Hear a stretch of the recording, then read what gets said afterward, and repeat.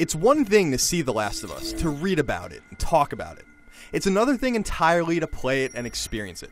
Based on a couple of demo areas I recently played from this upcoming PlayStation 3 exclusive made by Sony's Naughty Dog, there's plenty of cause to be excited as we get closer and closer to the game's imminent release.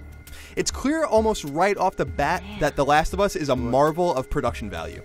Sure, the game plays and looks a lot like Uncharted, so it's a lot of fun and beautiful to boot. But what stood out most of all are the little things, and there are little things everywhere.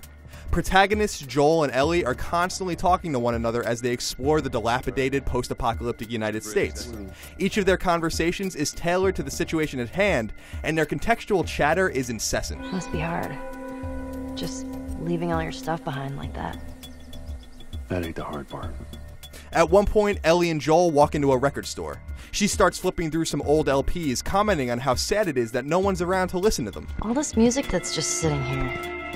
No one's around to listen to it. These little things, these little touches are staggering in the context of The Last of Us. And while it sounds minor now, just wait until you get your hands on the game and see and hear for yourself. In terms of gameplay, you only control Joel. Ellie is convincingly controlled by the AI. And The Last of Us's gunplay, while not even remotely as heavily emphasized as it is in Uncharted, feels good. Extra weapons are mapped to the D-pad and ammo is extremely scarce. There's no guns blazing approach in The Last of Us. Not only will you make a whole lot of noise, which is never a good thing in a game like this, but you'll run out of ammunition in about 3 seconds. This brings us to The Last of Us's deep customization system, where you'll have to use what you find in the environment to make the weapons, curative items, and other equipment you'll need to survive. But the customization and leveling systems go even deeper. Each weapon you find can be upgraded in up to 5 categories that change depending on the weapon at hand.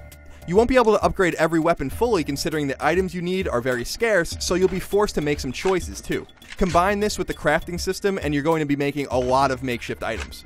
As far as adversaries are concerned, you're going to run into 2 types of enemies in The Last of Us, humans and the infected. Fighting the infected is outright horrifying. They are quick, aggressive, and can put you down quickly, especially the more powerful clicker varieties that operate only on sound. Human characters, on the other hand, are easier to deal with, at least in my experience, but also capable of working with one another to bring about your quick demise. In one section of the game I played, you're trapped in an abandoned store. The enemies know you're there and they stalk about looking for you. However, if you violently take one out, some of the others may hesitate in attacking you, a signal that The Last of Us's enemy AI is very intelligent indeed. The Last of Us is a story-driven game, so I'm not going to get into spoilers here. All I can tell you is that this PlayStation 3 exclusive should be on everybody's radar. It's a palpably frightening and engrossing experience so far, and I can't wait to get my hands on the final product. For more on all things PlayStation, including a full review of The Last of Us in the coming weeks, keep it tuned to IGN.